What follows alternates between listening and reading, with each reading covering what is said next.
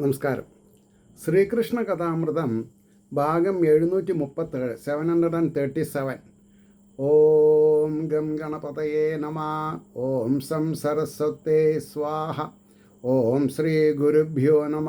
ഓം ശ്രീ രംഗനാഥ ശർമ്മണേ നമ. നാരായണ നാരായണ നാരായണ നാരായണ നാരായണ നാരായണ നാരായണ നാരായണ നാരായണ നാരായണ നാരായണ. ഓം ശ്രീകൃഷ്ണാർപ്പണമസ്തു. ഓം ശ്രീകൃഷ്ണായ പരബ്രഹ്മണേ നമ. ഓം ശ്രീകൃഷ്ണായ പരമാത്മനേ നമ. ഹരേ രാമ രാമ രാമ ഹരേ ഹരേ. ഹരേ കൃഷ്ണ കൃഷ്ണ കൃഷ്ണ ഹരേ ഹരേ. ഓം ശ്രീ രുക്മിണീ സത്യഭാമ സമേത ശ്രീ ഗോപാലകൃഷ്ണസ്വാമിനേ നമ. ശ്രീകൃഷ്ണ കഥാമൃതം ഭാഗം 737. ഇന്ന് 8ാം സർഗം ഭഗവാന്റെ ഉപാസനാകാന്ഡം എന്നുള്ള ഭാഗത്തിൽ കർമ്മനിരൂപണം എന്നാണ് ഹെഡിങ്. കർമ്മനിരൂപണം. അപ്പോൾ കഴിഞ്ഞ പ്രാവശ്യം ധർമ്മത്തിനെ പറ്റിയിട്ടാണ് പറഞ്ഞത്. അപ്പോൾ അതിൽ അവസാനത്തെ ശ്ലോകം നമ്പർ 41 പറഞ്ഞു നിർത്തിയത്. ഈ വണ്ണം കേട്ട് എത്രയും വിസ്മയം പൂണ്ട് ആവിർമോദം കർമ്മയോഗം കതിപ്പാൻ ആവശ്യപ്പെട്ടിടും ഉർവീശനോട് ആവിർഹോത്രൻ ചൊല്ലിനാൻ യോഗിവര്യൻ. അപ്പോൾ ആവിഹോത്രനാണ് ഇനി സംസാരിക്കാൻ പോണത്. മനസ്സിലല്ലേ? അപ്പോൾ കർമ്മനിരൂപണം, അതിൽ കർമാദി നിരൂപണം കേട്ടോ. അപ്പോൾ ഒന്നാമത്തെ ശ്ലോകം. കർമ്മം എന്നത് വേദോക്ത സന്ധ്യോപാസന തൊട്ടതാം അകർമ്മമോ വിധിച്ചുള്ള കർമ്മം ചെയ്യുക എന്നതും. ധർമ്മം എന്താണ് അധർമ്മം എന്താണെന്ന് പറഞ്ഞു.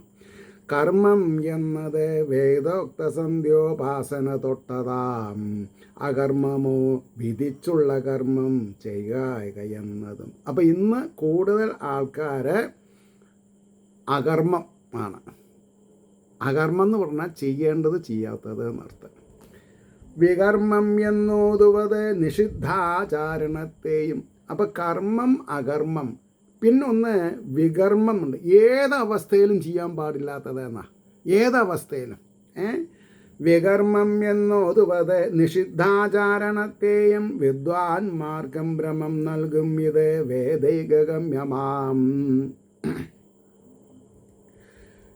കർമ്മം ചെയ്വതല്ല ഈശ്വരോപാസനയിൽ മാത്രമാം. കർമ്മം ചെയ്വതിലല്ല ഈശ്വരോപാസനയിൽ മാത്രമാം താൽപ്പര്യം വിഷയാസക്തർക്കുള്ളതാം വിധിയൊക്കെയും. ഈശ്വരോപാസന ചെയ്യണവർക്ക് ഇതൊന്നും ബാധകമല്ല. എന്നാൽ വിഷയാസക്തർക്കുള്ളതാം വിഷയാസക്തി, വിഷയങ്ങളോട് ആസക്തിയുള്ള മനസ്സിലുള്ളവർക്കാണ് ഈ പ്രശ്നങ്ങൾ മുഴുവൻ. വേദനിശ്ചയം അജ്ഞേയം. വേദനിശ്ചയം അറിവില്ലാത്തവർക്ക് എങ്ങനെ അറിയാം? വേദനിശ്ചയം അജ്ഞേയം. ഈശ്വര പ്രോക്തമാകയാൽ, ഈശ്വരനാൽ പറയപ്പെട്ട കാര്യങ്ങളാണ് വേദത്തിലുള്ളത്.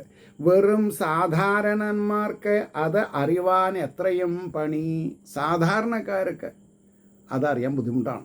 അതിനാണ് ഗുരു വേണമെന്ന് പറയാൻ കാരണം. ഭഗവത് കൃപയാൽ ഉള്ളം വികസിച്ചറിയേണ്ടതാം. ഭഗവത് കൃപ കൊണ്ട് മനസ്സ് വിസ്താരയോഗ്യമാക്കി തീർത്ത് അറിയേണ്ട കാര്യങ്ങളാണ് വേദത്തിലുള്ളത്. വേദമെന്നരുളി ചെയ്യുകയിൽ മറ്റൊന്നാകും അതിൻ പൊരുൾ. അതിൻ്റെ അർത്ഥതലത്തിന് വ്യത്യാസമുണ്ട്. വേദം എന്ന് അരുളി ചെയ്യുകയിൽ മറ്റൊന്നാകും അതിൻ പൊരുൾ. യജ്ഞം സ്വർഗത്തിനാണെന്നു ചൊല്ലുന്നത് അങ്ങനെ മാത്രമാം. കാരണം സ്വർഗത്തിനാണെന്ന് പറഞ്ഞാൽ ചെയ്യുള്ളൂ ആൾക്കാർ, ഇല്ലെങ്കിൽ ചെയ്യില്ല. അതുകൊണ്ടാണ് യജ്ഞം സ്വർഗത്തിനാണെന്ന് ചൊല്ലുന്നത് അങ്ങനെ മാത്രമാം. മരുന്ന് എങ്ങനെയും സേവിപ്പതിന് ജനയിത്രിയാൾ. അമ്മ കുട്ടി കഷായം കുടിക്കാൻ ശർക്കരച്ച് കൊടുക്കുന്ന പോലെ എന്നാ പറഞ്ഞിട്ടുണ്ടോ? ഇത് വളരെ ഡെപ്തായിട്ട് മനസ്സിലാക്കണം. മരുന്നെങ്ങനെയും സേവിപ്പതിന് ജനയിത്രിയാൽ കൽക്കണ്ടം മേയിടാമെന്ന് കുഞ്ഞിനോടരുളിയിടുകിൽ അതിൻ്റെ തീറ്റയല്ല ഓർപ്പത് ഉണ്ണിക്ക് ആരോഗ്യവർദ്ധനം. കുട്ടിയുടെ ആരോഗ്യം നന്നാവാൻ കഷായം കൊടുക്കണം. എന്നാൽ ഒരു കഷ്ണം കൽക്കണ്ടം തരാമെന്ന് പറഞ്ഞിട്ടെങ്കിലും കുട്ടീനെ ആരോഗ്യം ഉണ്ടാക്കി കൊടുക്കാൻ വേണ്ടിയിട്ട് അസുഖത്തിൽ നിന്ന് രക്ഷപ്പെടുത്തുകയാണ്. സ്വർഗാദി പലതും മുന്നിൽ വെപ്പതങ്ങനെയാം നൃപ. അഗ്നിഹോത്രൻ പറയാണ്, നിമിചക്രവർത്തി അങ്ങൊരു കാര്യം മനസ്സിലാക്കൂ. കർമ്മം വിധിപ്പത് അഖിലവും കർമ്മബന്ധം അകറ്റുവാൻ. കൽക്കണ്ടം മേകിടാമെന്നു കുഞ്ഞിനോടരുളിയിടുകിൽ അതിൻ്റെ തീറ്റയല്ല ഓർപ്പത് ഉണ്ണിക്കാരോഗ്യവർദ്ധനം. കർമ്മം വിധിപ്പതകിലും കർമ്മബന്ധം അകറ്റുവാൻ. കർമ്മത്തിനോടുള്ള ബന്ധം ഇല്ലായ്മ ചെയ്യാനാണ് കർമ്മം ചെയ്യാൻ പറഞ്ഞത്. അപ്പോൾ അത് ഏത് കർമ്മ? ഭക്തി യോഗം. അപ്പോൾ പറയണു, സ്വർഗാദി വലുതും മുന്നിൽ വെപ്പതങ്ങനെയാം നൃപ. ഫലാസക്തി അകറ്റാനാം കർമ്മത്തിൽ വിധിയൊക്കെയും. ആരോഗ്യ ദൃഢഗാത്രന്മാർ വാങ്ങേണ്ട വെറും ഔഷധം. ആരോഗ്യ ദൃഢഗാത്രന്മാർ വാങ്ങേണ്ട വെറും ഔഷധം. അവരെന്തിനാ മരുന്ന് വാങ്ങണത്? ആകയാൽ വിഷയാസക്തന്മാരാം കർമാധികാരികൾ. വിഷയാസക്തിയുള്ളവർ കർമ്മം ചെയ്യുമ്പോൾ ശ്രദ്ധിക്കണം, ഇല്ലെങ്കിൽ ഫലം വ്യത്യാസം വരും.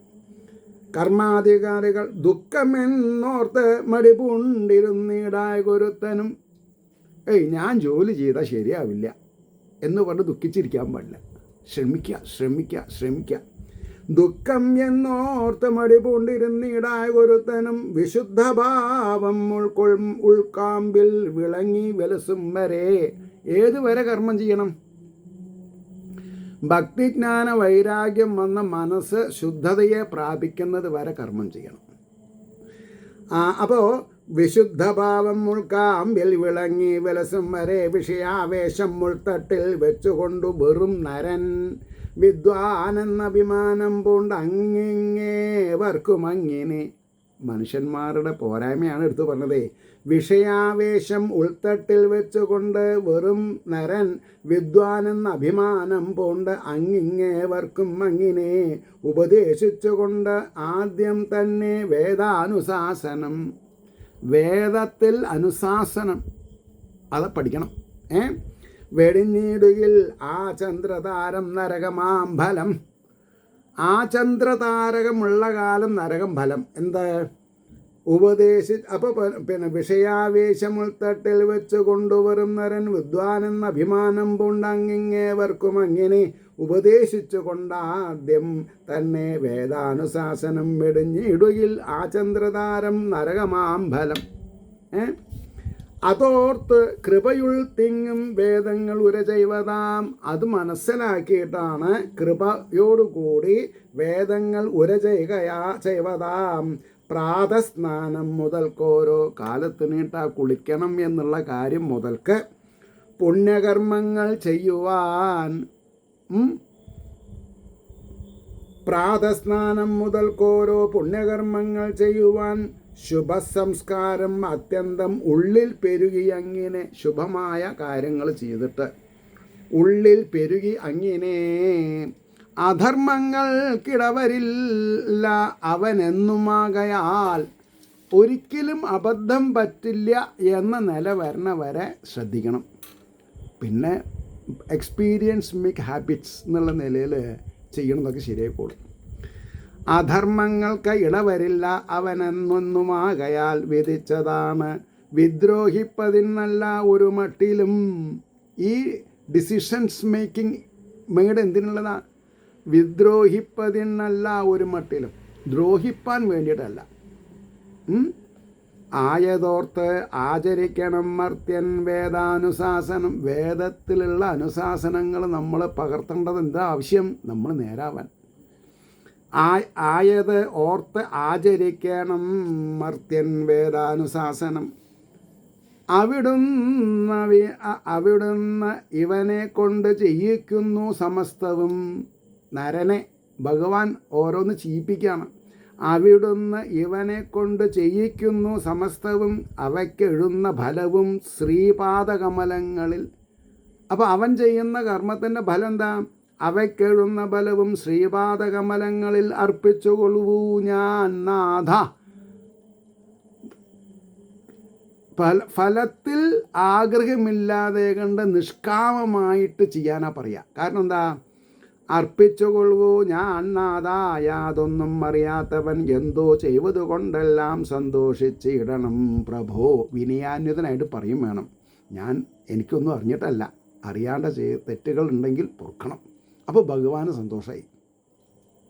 ഞാൻ കേമനാണ് എന്ന് വിചാരിച്ച് എൻ്റെ പദവി നിലനിർത്താൻ വേണ്ടി ഞാൻ വല്ലതും ചെയ്യുകയാണെങ്കിൽ തീർച്ചയായിട്ടും ഞാൻ നരകിക്കും. അർപ്പിച്ചുകൊള്ളൂ ഞാൻ നാഥാ, യാതൊന്നും അറിയാത്തവൻ എന്തോ ചെയ്വതുകൊണ്ടെല്ലാം സന്തോഷിച്ചിടണം പ്രഭോ. ഈ വണ്ണം ഓർത്ത് കർമ്മങ്ങൾ ചെയ്തു ശീലിക്കിൽ ഏവനും ഭഗവത് ബന്ധവീരത്താലുള്ളം സംശുദ്ധമായി വരും. ഈ വണ്ണം ഓർത്ത് കർമ്മങ്ങൾ ചെയ്തു ശീലിക്കിൽ ഏവനും ഹൂവർ ഇറ്റ് മേ ബി ഭഗവത് ബന്ധവീരത്താൽ ഉള്ളം സംശുദ്ധമായി വരും.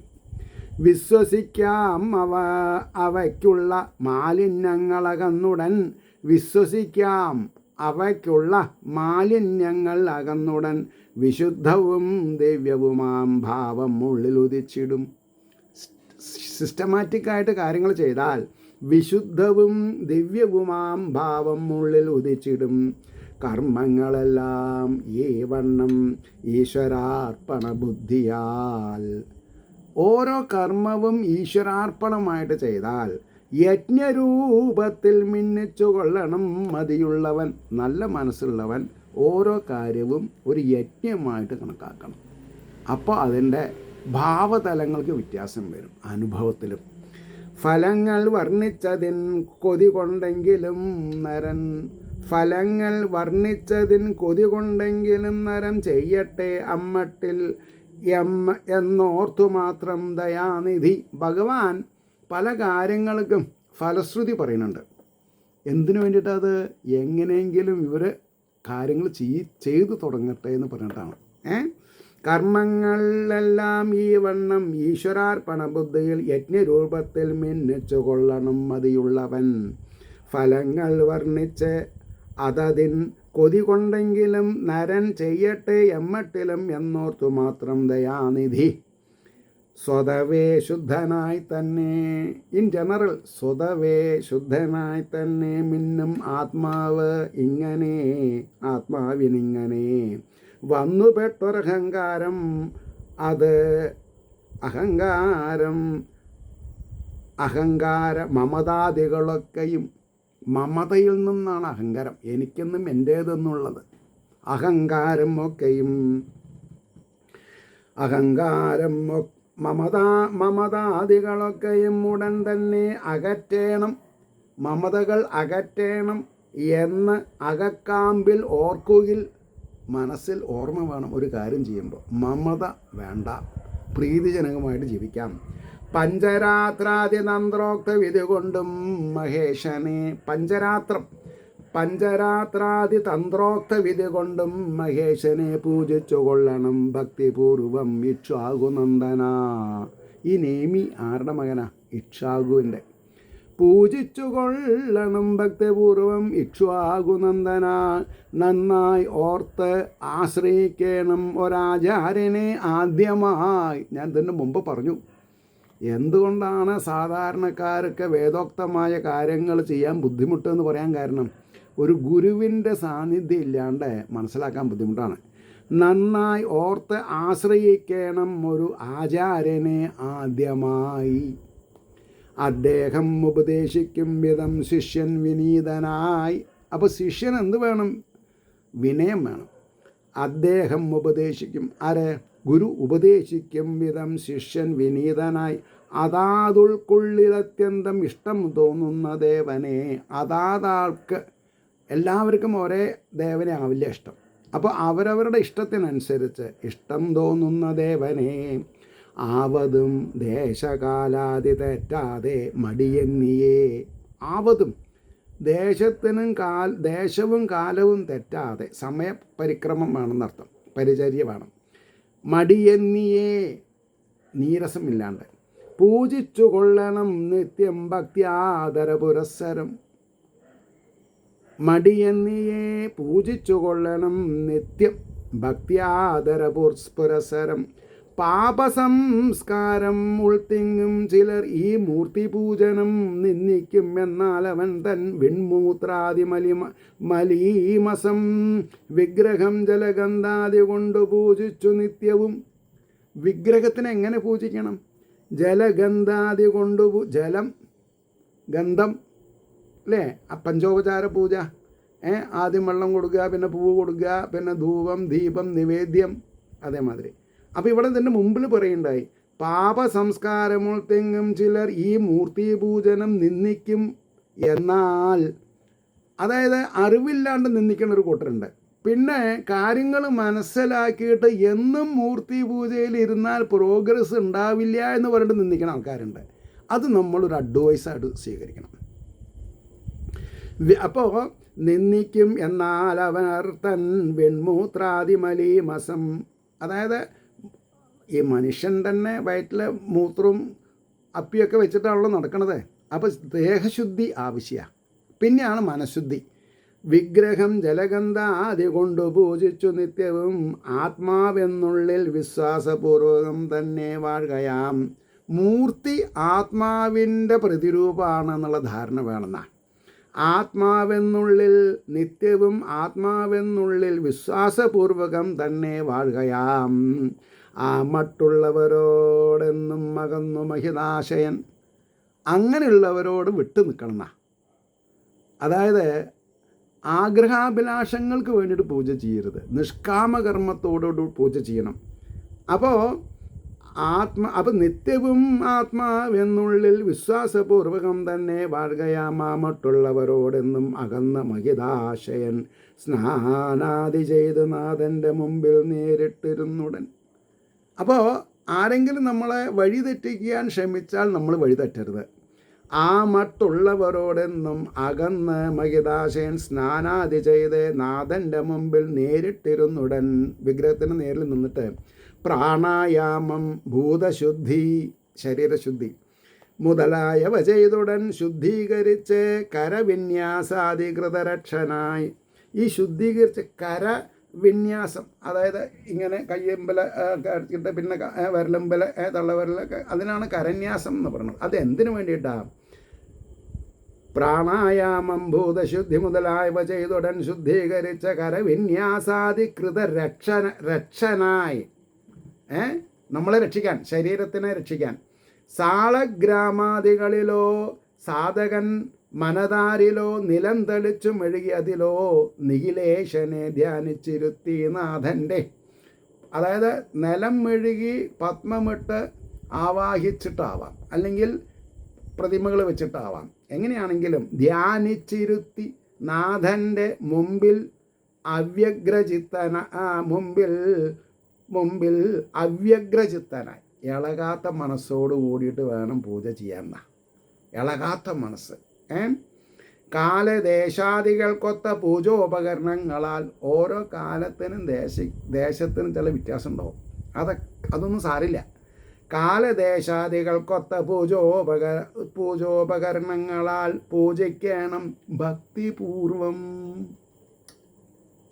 പുണ്ടരീകായദാക്ഷനെ താമരദള നയനനെ പൂജിക്കണം ഭക്തിപൂർവകം. പുണ്ടരീകായദാക്ഷനെ തന്ത്രങ്ങൾ അഖിലം ഭക്തി വളർത്തും സാധനങ്ങളാം.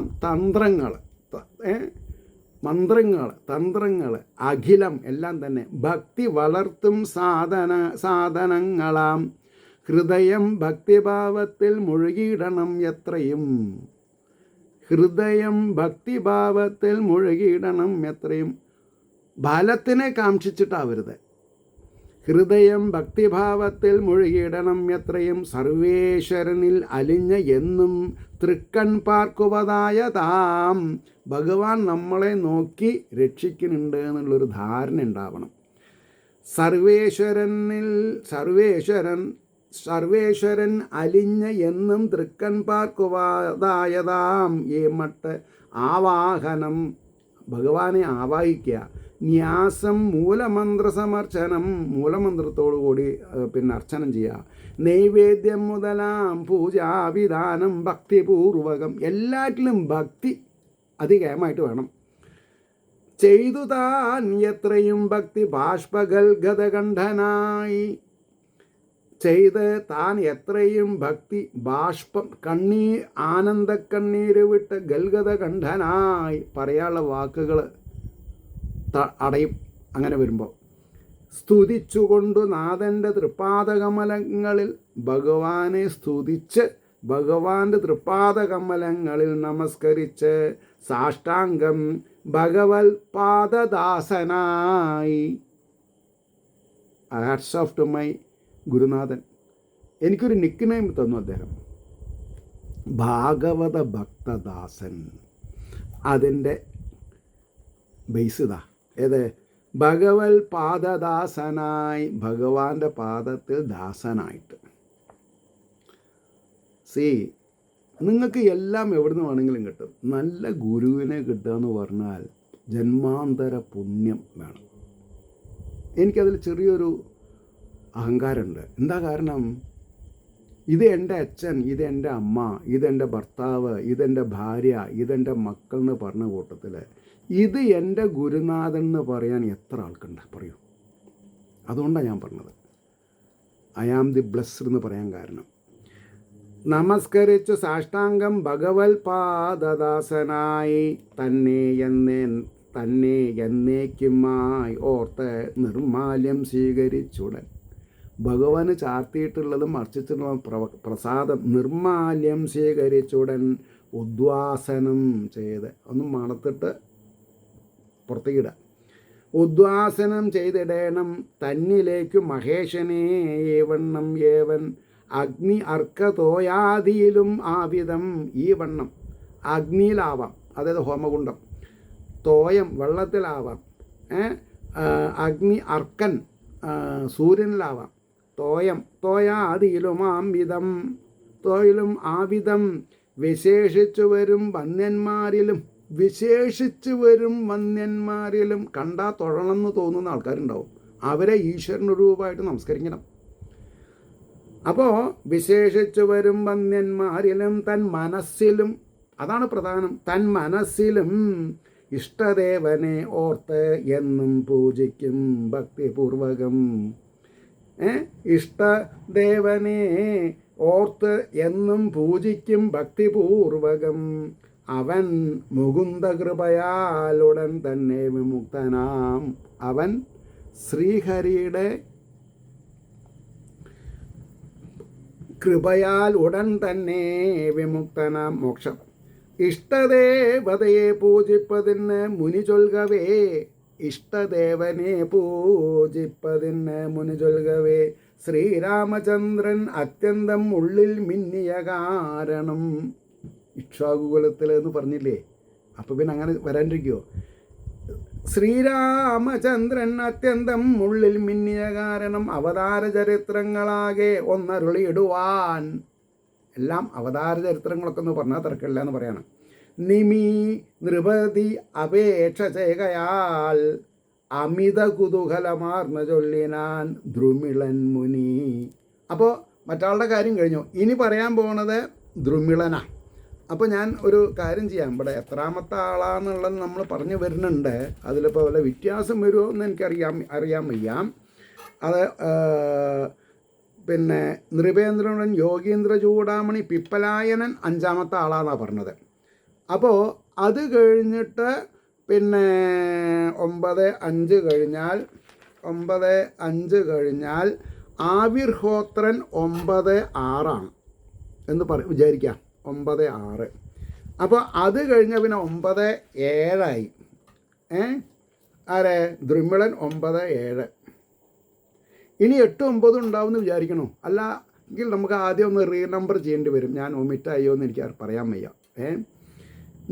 നൃപതി അപേക്ഷ ചെയ്കയാൽ അമിത കുതൂഹലം മാർന്ന ചൊല്ലിനാൻ ദ്രുമിളൻ മുനി വിനിന്ദ്യ സംസ്കൃതി ഭ്രമിയുടൻ ആകെ ഭ്രമിയുടനാകെ അകന്നിടും വിധം. എല്ലാ തരത്തിലുള്ള ഭ്രമങ്ങളും കഴിയുന്ന രീതിയിൽ ആണ് ഇനി കേൾക്കാവുന്ന കാര്യങ്ങളുടെ ഫലം എന്ന് പറഞ്ഞു.